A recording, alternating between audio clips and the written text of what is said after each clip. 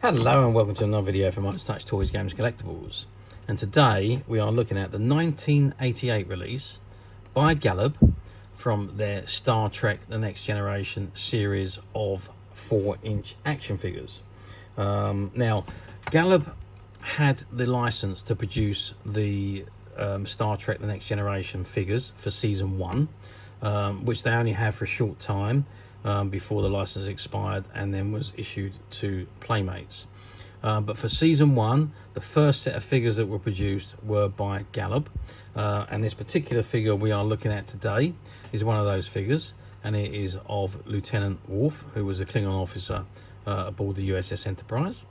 Okay, so this is the card that the figure comes on, and it says ages 4 and up. We've got Star Trek The Next Generation, and it says it includes phaser weapon and tricorder analyzer, and it's poseable.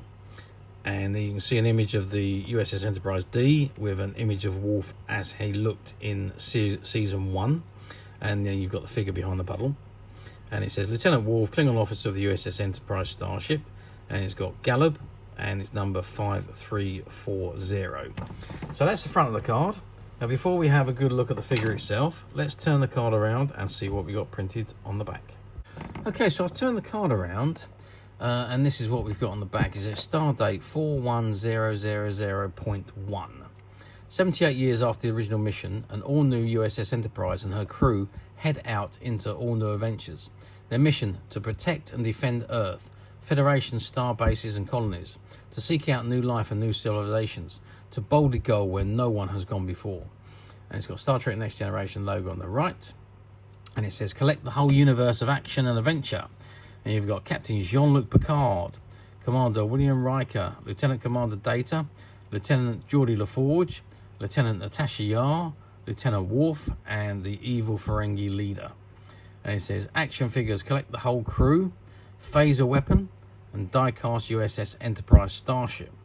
It says Star Trek aliens, Antican delegate, and Sele the leader. Action environments: US Enterprise starship, shuttlecraft Ferengi fighter. For information on the Star Trek fan club, write to the Star Trek official fan club, PO Box 11100, Aurora, California, or CO 80011. $9.95 per year, including 6 bi-monthly Star Trek fan club magazines and a membership kit.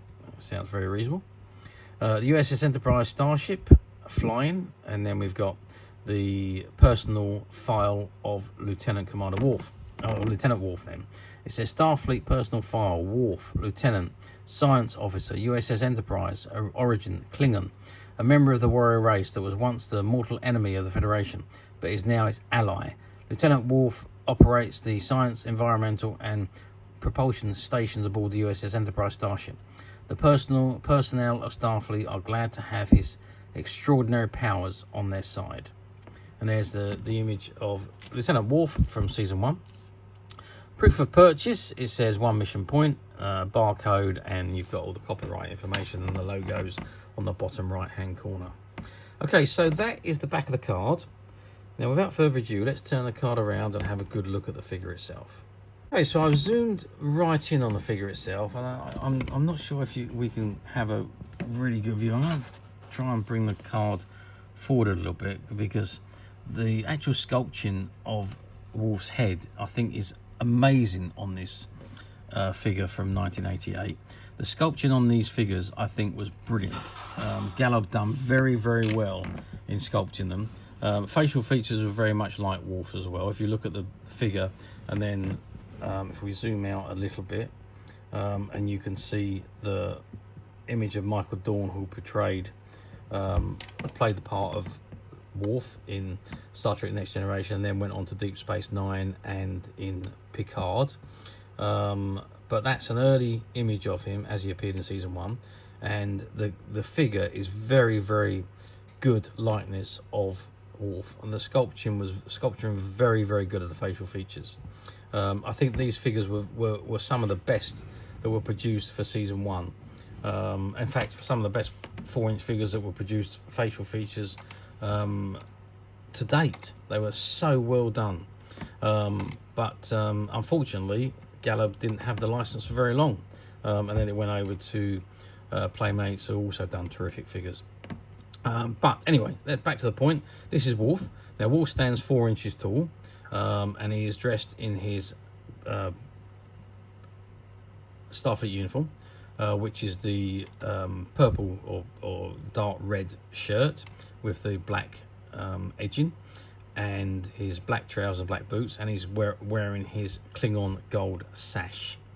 Articulation wise, not fantastic amount of articulation. You've only got the arms from the shoulder, the legs go up and down from the waist and the knees, and that was all the articulation. So that was a down point of these particular figures, where the articulation wasn't great. Now if I just bring that forward, you can see that Worf is holding his phaser. Now it says the figure includes a phaser weapon, but unfortunately the phasers are molded to the hands, so you cannot remove them from the hands. They are part of the figure itself. And you do get the tricorder or Tricorder Analyzer, which they call it, which looks really very much like a mobile phone with a strap on it. But that goes on the arms. It's an arm, or goes over the shoulder, arm, shoulder, and they carry them. Not particularly clever, the tricorder, and I'm disappointed that we can't actually remove the phaser from the hands. But other than that, I'm just a little bit of a glare there. I'm just going to angle that's better. That's a little bit better, so we don't get so much of a glare. So I'm a little bit disappointed that we can't remove the phaser, and you can't put anything else in his hands. So the hands are non-movable, they're solid, and nothing can be held. So that was a disappointment. But going back to the more positive things, the facial features were the best thing about these figures, I think. How well did they do? Not particularly well, which is why the license wasn't renewed. They were quite few and far between in that first season, so Galoob didn't hold the license for very long. They run this series. I don't think they produced everything as what's shown on the back of the card. I know the figures were released. I don't know. I can't. I think the phaser. I have seen a phaser before, and I've seen the die-cast ship, but I don't remember seeing much else. So yeah, very difficult to find, even back in the day. So now they are extremely collectible, especially in this mint unopened condition. But as usual, we at Midas Touch have managed to find a few, which are currently available to purchase on the Midas Touch website, which you can get to quite simply by clicking the link below. It'll take you straight to the website, where you'll be able to find this and many other vintage Star Trek items, and many other vintage toys, games and collectibles come to that. There's over 10,000 products currently available on the website for you to view and purchase at your leisure. And also don't forget to hit the subscribe button, because we are uploading videos for every new item that goes into the website.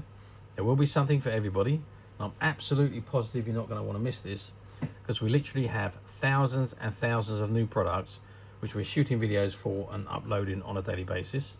So if there is something in particular you are looking for, something old that you've never been able to find, something quirky you might want to buy for a friend, or just something from your childhood that you like to own again to help you recuperate those long lost childhood memories.